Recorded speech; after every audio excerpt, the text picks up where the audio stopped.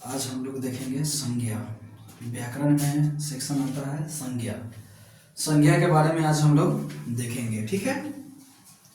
व्याकरण में, हिंदी व्याकरण में कई टाइप पढ़ना है। संज्ञा, सर्वनाम, विशेषण, प्रत्यय, उपसर्ग सभी पढ़ना है। पहले हम लोग देखते हैं अभी संज्ञा के बारे में। किसके बारे में? संज्ञा के बारे में।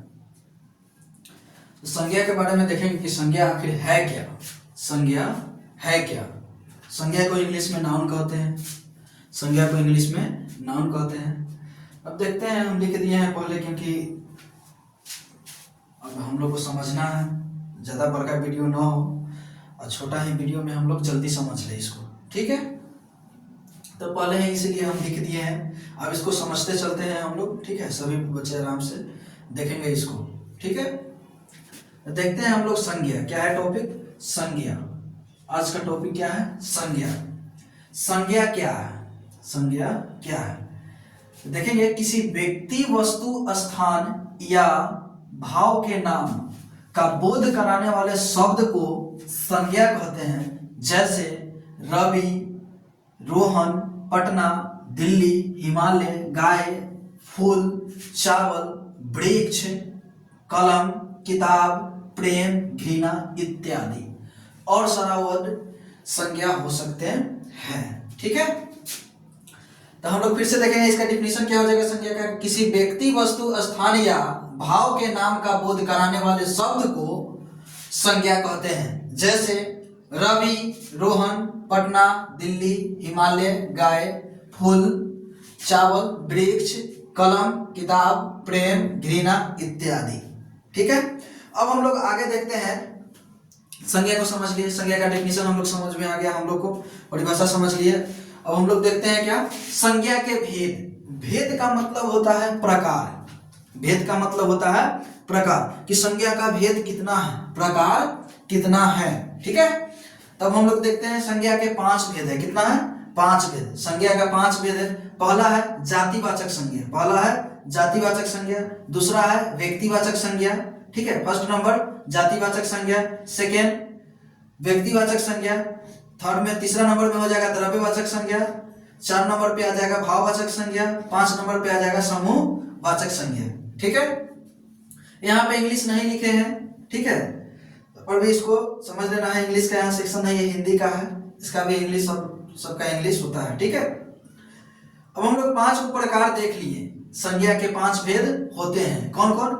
जातिवाचक, व्यक्तिवाचक, द्रव्यवाचक, भाववाचक, ठीक है। उसके बाद है समूहवाचक। इतना देख लिए। अब हम लोग एकाएक सभी के डिफिनीशन को समझेंगे, सभी के डेफिनेशन को समझेंगे, परिभाषा। आखिर जातिवाचक संज्ञा है क्या? आखिर जातिवाचक संज्ञा है क्या, ठीक है। तो हम लोग आगे देखते हैं कि जातिवाचक संज्ञा क्या है। देखो यहां लिखा हुआ है जातिवाचक संज्ञा, कि जिस संज्ञा से किसी वस्तु या प्राणी की, कि जिस संज्ञा से किसी वस्तु या प्राणी की संपूर्ण जाति का बोध हो, उसे जातिवाचक संज्ञा कहते हैं। जैसे मनुष्य, पहाड़, नदी, लड़का, पशु इत्यादि, ठीक है। अब इसमें कह दिया कि जिस संज्ञा से किसी वस्तु या प्राणी की संपूर्ण जाति का बोध हो, मतलब वो शब्द बोलेंगे ना तो उसमें पता चलेगा उसमें बहुत सारा जाति है, कैटेगरी पता चलेगा। जैसे मनुष्य, मनुष्य में एक ही प्रकार के मनुष्य थोड़ी ना होता है। मनुष्य में बहुत जाति है, मनुष्य में बहुत जाति है। जैसे कोई लंबा है, कोई छोटा है ना, कोई मोटा है, कोई पतला है, तो ये सब क्या है? उसका जाति है। क्या है? जाति है। उसी तरीके से आगे हम लोग देखेंगे पहाड़। क्या देखेंगे? पहाड़। तो कोई पहाड़ लंबा होता है, कोई नुकीला पहाड़ होता है, कोई एकदम बराबर होता है जिसको पठार कहते हैं, थोड़ा उबड़ा टाइप पर होता है, पठार होता है। तो सब पहाड़ के ही अंतर्गत आते हैं, ठीक है। तो पहाड़ का भी क्या होता है? जाति। तरह तरह की पहाड़ होता है, तो ये सब क्या हो गया? जातिवाचक में आ जाएगा। नदी, नदी में देखते हैं जिस तरीका से नदी में भी टाइप होता है, जैसे गंगा नदी हो गया, यमुना नदी, सरस्वती नदी, ब्रह्मपुत्र नदी, हुगली नदी, लोनी नदी, ये सब क्या है? नदी है। गंडक नदी, ये सब क्या है? नदी है। तो नदी क्या है? नदी का टाइप है। एक नदी नाम लिए, लेकिन नदी में जाति का पता चल रहा है ना, कितना सारा इसमें जाति आ गया, ठीक है ना, नदी का। उसके बाद देखते हैं लड़का।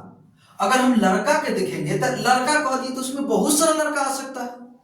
कोई लड़का का नाम रोहन हो सकता है, किसी का मोहन हो सकता है, किसी का गणेश हो सकता है, किसी का ऋतिक हो सकता है, किसी का रोशन हो सकता है, ये सारे हो सकता है। तो लड़का कह दिए तो लड़का में बहुत सारा लड़का होगा। ये सब क्या है? जाति है। क्या है? जाति। पशु कह दिए, अगला एग्जाम्पल पशु। पशु का मतलब होता है, पशु मतलब गाय हो गया, जानवर गाय हो गया, ठीक है। उसके बाद बैल हो गया, उसके बाद बकरी हो गया, भेड़ हो गया, शेर हो गया, बाघ हो गया, हिरन हो गया। ये सब क्या है? पशु कह दिए, इसका मतलब सब इसमें आ जाएगा, ठीक है ना। पशु कहे लेकिन तरह तरह के इसमें जाति टाइप को नहीं पता चल रहा है कि बकरी का अलग है, भैंस का अलग जाति है, उसके बाद गाय का अलग है, ऊंट का अलग है, हाथी का अलग है। तो इसी तरीके से पशु कह दी तो ये सब क्या है? जाति का बोध करा रहा है ना, इसीलिए इस सब को हम लोग क्या कहते हैं? जातिवाचक संज्ञा कहते हैं। अब देखते हैं दूसरा नंबर क्या है? व्यक्तिवाचक संज्ञा क्या है? व्यक्तिवाचक संज्ञा क्या है? व्यक्तिवाचक संज्ञा क्या है? तो इसका डेफिनेशन को पढ़ते हैं हम लोग। देखते हैं कि जिस शब्द से किसी खास व्यक्ति अथवा वस्तु के नाम का बोध हो उसे व्यक्तिवाचक संज्ञा कहते हैं। जैसे सूरज, शुभम, ठीक है, उत्तर, दक्षिण, पूरब, पश्चिम, भारत, पाकिस्तान, अमेरिका, चीन इत्यादि। किसी खास चीज का बोध कराता होगा वैसा शब्द, मतलब कि जिस शब्द से किसी खास व्यक्ति अथवा वस्तु के नाम का बोध हो उसे क्या कहते हैं? व्यक्तिवाचक संज्ञा कहते हैं। जैसे सूरज, कोई खास आदमी, कोई व्यक्ति का नाम है, स्पेशली सूरज उसका नाम है, खास है। शुभम उसका नाम है स्पेशली, ठीक है ना।